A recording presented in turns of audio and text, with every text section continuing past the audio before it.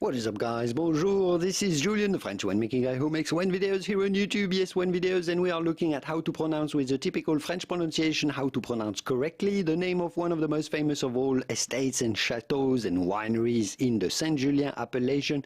We are on the left bank of the Bordeaux wine region, a Grand Cru Classé in 1855, a fifth growth that makes a delicious red wine, but also surprisingly, it's not very common in that area. They make a white wine that is called Le Blanc de Château Talbot.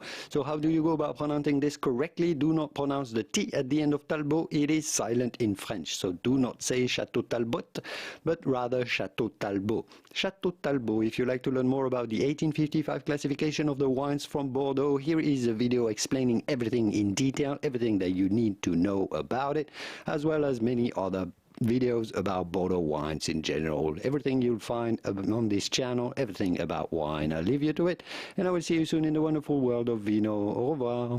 Bye bye.